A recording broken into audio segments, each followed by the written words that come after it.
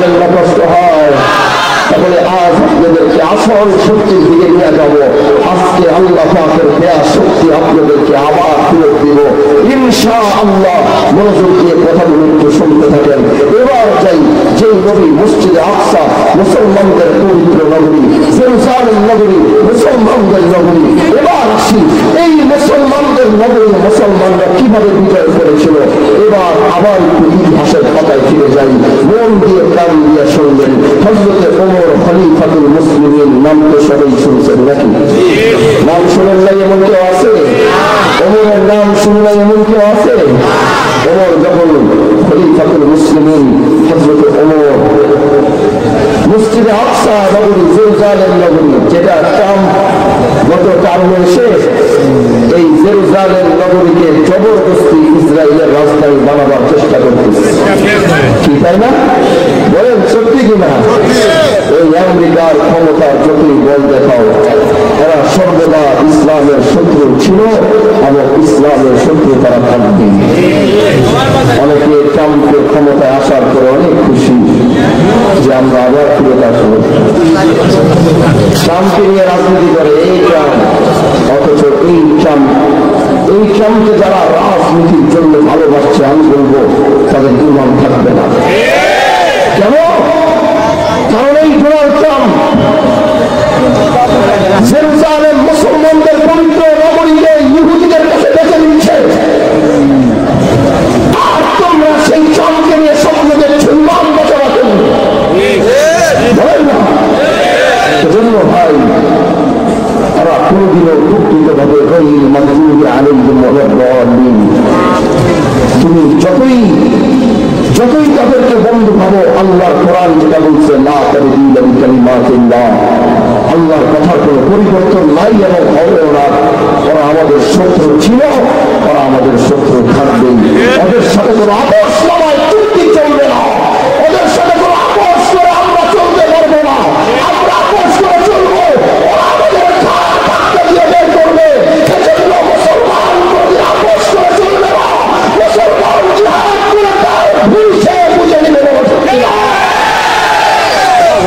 এজন্য বন্ধু আমার খলিফাতুল মুসলিমিন হযরতে ওমর জেরুজালেম নগরী, যেই মাটিতে মসজিদে আকসা ইহুদিদের হাতে, হযরতে ওমর একটা প্রতিনিধি দল তৈরি করলেন। প্রতিনিধি দল তৈরি করে বললেন যে তোমরা যাও গিয়া জেরুজালেমের মসজিদে আকসার সেই ভূমিতে তোমরা ইহুদিদেরকে গিয়ে বলবা যে তোমাদেরকে হযরতে ওমর পাঠিয়েছে, অর্ধজাহানের বাদশা খলিফাতুল মুসলিমিন আমিরুল মুমিনিন হযরত ওমর তোমাদেরকে পাঠিয়েছে। এবং তাদেরকে বলবা তারা যেন এই জেরুজালেম নগরী, মসজিদে আকসার নগরী যেন তারা মুসলমানদের হাতে বুঝিয়ে দেয়।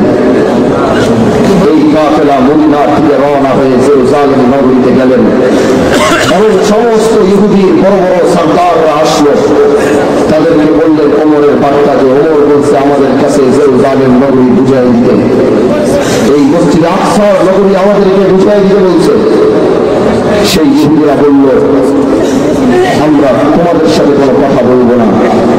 যদি এই বিষয়ে কথা বলতে হয় তাহলে তোমাদের আমির, তোমাদের খলিফাতুল মুসলিমিনকে গিয়ে বলো সে যেন নিজে এখানে আসে এবং আমাদের সাথে কথা বলে। তাহলে আমরা জেরুজালেম নগরী, এই মসজিদে আকসার নগরী নিয়ে আমরা কথা বলবো, না হলে আমরা তোমাদের সাথে কোনো কথা বলবো না। ফিরত দিয়ে দিচ্ছে অর্ধজাহানের বাদশা খলিফাতুল মুসলিমিনের পাঠানো সৈন্যদেরকে ফেরত দিচ্ছে। কোথায় বলবে না, তারা মদিনার মাটিতে ফেরত আসলো। ওমর জিজ্ঞাসা করলো কি ব্যাপার, কি হয়েছে? বলে তারা আমাদের সাথে কথা বলতে রাজি না। তারা আমাদের সাথে কথা বলবে না। বলে কেন বলবে না? বলে তারা কথা বলতে রাজি না। তারা বলছে সরাসরি আপনার সাথে কথা বলবে, তারা আমাদের সাথে এই বিষয়গুলো কথা বলবে না। এটা শুনতে বেরিয়ে আছে। ওমর গোলামকে বললো তাড়াতাড়ি উঠ গুছা, ব্যাগ গুছা, আর 1 মিনিট তৈরি করার সুযোগ নাই। আমরা এখন মসজিদে আকসার নগরী জেরুজালেমের উদ্দেশ্যে রওনা হব। এবার গোলাম উঠে উপরে সামান টামান বলল। এবার হযরত ওমর তৈয়ার হয়ে গেল রওনা দেওয়ার আগে।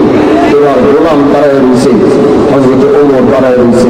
এত লম্বা সফর মদিনা থেকে জেরুজালেম নগরী, এই ফিলিস্তিনের মাটি, মদিনা থেকে। তখন তো আমাদের ইয়ারা ছিল না, প্লেন ছিল না, গাড়ি ছিল না, তখন একটাই যানবাহন ছিল, সেটা হচ্ছে ঘোড়া, না হলে সেটা হচ্ছে গাধা, না হলে সেটা হচ্ছে উট। এটার মধ্যেই মানুষ হাজার হাজার কিলোমিটার মানুষ সফর করতেন। ভাই আপনাদের কষ্ট হয়েছে না তো? হ্যাঁ, কষ্ট হয় না তো? তাহলে দুই হাত উঠে আবার বলেন আল্লাহু আকবার। মাশাআল্লাহ, অনেক লোক আসতেছে, অনেক লোক। আমরা আরেকটা ভাই, আরেকটা বিষয়, যারা ভলেন্টিয়ার আছেন তাদেরকে আমি একটা অনুরোধ করবো, আমাদের বাম পাশের যে রাস্তাটা রাখছেন, এখান থেকে ওইখানে একজন দাঁড়াবেন, তাদেরকে ঠান্ডা ভাষায় বলবেন যে ভাই আপনি রাস্তাটা পার করতেছেন, আপনি এখান থেকে কথা না বললেন, পার হইয়া এইখানে গিয়ে আবার আপনি কথা বললেন। একজন ভলেন্টিয়ার দাঁড়ায় এটা বললে দিয়ে, এটা শুধু আমার ক্ষেত্রে না, যারা এখানে বসলে বয়ান করবে বাম পাশে, কারণ বয়ান করতে গেলে কথা কিন্তু কানে লাগে খুব বেশি। এই জন্য ওইখানে একজন দাঁড়ায়, তাদের যারা হাইটেছে তাদেরকে না বলেন, এখান থেকে যারা যায় তাদেরকে একজন বলে দেন, এই রাস্তায় যেন কেউ কথা না বলে, বারবার কথাটা কানের ভিতরে বাজে। ভাই আমার ফিরে দেখান, আমাদের মূল আলোচনায় আমরা যাচ্ছি। আলোচনা বুঝতেছেন তো ভাই? আলহামদুলিল্লাহ। এখন খলিফাতুল মুসলিমিন তার গোলামকে ডাক দিয়া বলে, গোলাম তাই শোনো, এত লম্বা পথ আমরা সফর করব, তুমি একলা এই উঠে বসে ধরে তাই না ফিলিস্তিনের মাটি পর্যন্ত যাবা, আর নদীর উপর বসে থাকবো, জিনিসটা কেমন জানা পাওয়ায়, তোমার উপরে জুলুম অত্যাচার হয়, তোমার সাথে সফর শুরু করার আগে আমার চুক্তি আছে। তো গোলাম বলে, আমি কিসের চুক্তি? আমি একটা সময় ভাগ করছি, একটা সময় ভাগ করছে যে এতক্ষণ থেকে এতক্ষণ, এতক্ষণ থেকে এতক্ষণ, আমি এতক্ষণ থেকে এতক্ষণ উটের উপরে থাকবো, তুমি উটের রশি ধরে টানবা। আবার ওই সময় থেকে আরেক সময় পর্যন্ত তুমি উটের উপরে বসবা, আমি তোমার উটের রশি ধরে টানবো। কই পাওয়া যায়? বলেন না ভাই, ওই জায়গায় যেমন নেতা পূজা করলে কই পাওয়া যায়? এলাকার সামান্য একটা ওয়ার্ডের নেতা হইলেই তো গরমে থাকা যায় না। হ্যাঁ, পার্টি নেতা একটা দাঁড়ায় গেলে তো গরমেই থাকা যায় না। আর গোটা পৃথিবীর বাদশা গোলামের রশি দিলে টানবে, গোলামের সাথে চুক্তি করতে কই পাওয়া যায় নেতা? আল্লাহ যদি আবার এরকম নোংরা কিছু নেতা আমাদেরকে দিত, বলেন না, আমিন বলেন না। খলিফাতুল মুসলিমিন আবার গোলাম পায়, বলি আপনি এটা কি বলবেন? বলে না, বলি এবার রাজি। মদিনার মাটি থেকে এবার সোজা ফিলিস্তিনের মাটি জেরুজালেম নগরীতে রওনা। এবার রাস্তার মধ্যে ওমরের উপরে বসা, এবার ওমরের রশি হইয়া গোলাম টানে। আবার সময় পার হয়ে গেলে আবার গোলাম উটের উপরে বসে খলিফাতুল মুসলিমিন গোলামের বেশে উটের রশি হইয়া টানে। এবার টানতে টানতে বন্ধু জেরুজালেম নগরীতে খবর হয়ে গেছে আমিরুল মুমিনিন জেরুজালেম দখল করার জন্য রওনা হয়েছে। এবার সবাই জেরুজালেমের বড় বড় ইহুদি সরদাররা সবাই জেরুজালেম নগরীর প্রধান ফটকে আইসা দরজা লাগাইয়া সবাই দাঁড়ায় রয়েছে। আর হাতের মধ্যে হচ্ছে আল্লাহ পাকের আসমানী কিতাব তাওরাত। সমস্ত ইহুদিরা এবার আইসা তাওরাত খুইলা এবার বৈশা রয়েছে, কারণ আল্লাহ পাক 1000 বছর আগে বইলা দিছে মদিনার খলিফা যখন জেরুজালেম নগরীতে আসবে তার আশাটা কেমন হবে, এটা তাওরাতে আল্লাহ পাক বর্ণনা করছেন। এবার ইহুদিরা তাওরাত খুইলা বৈশা রয়েছে আর মরুভূমির দিকে তাকায়া রয়েছে যে ওমরের কাফেলা কখন জেরুজালেম নগরীতে ঢুকবে। এবার ওই দিকে ওমর রওনা হয়, ওইদিকে রাস্তা পার হইতে হইতে জেরুজালেম নগরীর কাছাকাছি, জেরুজালেম নগরীর কাছাকাছি যখন চলে আসছে, জেরুজালেম নগরীর কাছাকাছি চলে আসার পরে কিন্তু বন্ধু আর এখান থেকে সবাই তাওরাত খুলে বৈশা রয়েছে। এবার তাওরাতের মধ্যে 2টা বর্ণনা আল্লাহ পাক 1000 বছর আগে দিয়েছে। বলে কি সেই বর্ণনা? ওমর যখন মদিনা থেকে একজন খলিফা রওনা হবে, যখন জেরুজালেম তিনি ভিসা নেওয়ার জন্য আসবে, উনি যখন জেরুজালেম নগরীতে প্রবেশ করবে তখন সিচুয়েশনটা এরকম থাকবে। তাওরাত বলে, আল্লাহর কিতাব তাওরাত বলে যে বাদশাহ নিজে গোলামের দেশে উপরে রশি ধরে টানবে আর গোলাম বাদশার দেশে উপরে বসবে। আরেকটা বর্ণনার মধ্যে পাওয়া যায় মদিনার ওই খলিফা, মুসলমানদের ওই খলিফা যখন জেরুজালেম নগরীর মধ্যে প্রবেশ করবে তার হাতের মধ্যে তার জুতাটা থাকবে দুইটা বন্ধনা নিয়া। এবার তাওরাত কইরা বড় বড় ইহুদিরা বৈশা রয়েছে, হাজার হাজার ইহুদিরা তাওরাত কইরা বসা। আজ তারা মদিনার ওই খলিফার আগমন দেখবে। আসলে আল্লাহর সাথে তাওরাতের সাথে মদিনার ওই খলিফার আগমনের ঘটনাটাকে মিলে কিনা এই থেকে ওমর কাছে গেছে। জেরুজালেম নগরীর কাছাকাছি আসবার পরে ভাগ্যক্রমে এবার উটের উপরে বসাটা গোলামের করছে আর উটের রশি টানাটা ওমরের উপরে পড়ছে। এবার গোলাম আমিরুল মুমিনিনকে ডাক দিয়া বলে, ও আমিরুল মুমিনিন, এতক্ষণ আমি হয়তো বাইনা নিলাম, আপনি উপরে বসছেন, আমি টানছি, আমি বসছি, আপনি টানছেন, কিন্তু এখন আমি আর মানতে পারবো না, কারণ এখন আমরা জেরুজালেম নগরীতে প্রবেশ করব। আপনার এই খবর সমস্ত ইহুদিরা পাওয়া গেছে। তারা যদি দেখবে যে গোলাম উটের উপরে বসা আর মুসলমানদের বাদশা আমিরুল মুমিনিন উটের রশি ধরে টানে, তাইলে তারা বলবে দেখো মুসলমানের বাদশার কোনো ইজ্জত নাই। মুসলমানের বাদশারা মুসলমানের বাদশাদেরকে ছোট নজরে দেখবে। আপনি তো শুধু আমার মনিব না, আপনি হয়েছেন আমিরুল মুমিনিন, আপনি মুসলমানদের প্রতিনিধিত্ব করেন। আপনি আমার উটের উপরে বসাইয়া আপনি যদি উটের রশি ধরে টানবেন মুসলমানদের ভাবমূর্তি নষ্ট হবে। ওরে মুনি, আপনার হাতেও ধরি, আপনার পায়ে ধরি, আপনি এবার উটের উপরে বসেন, আমি উটের রশিটা ধরিয়া টানি। এবার আমার ডাক দিয়া বলে,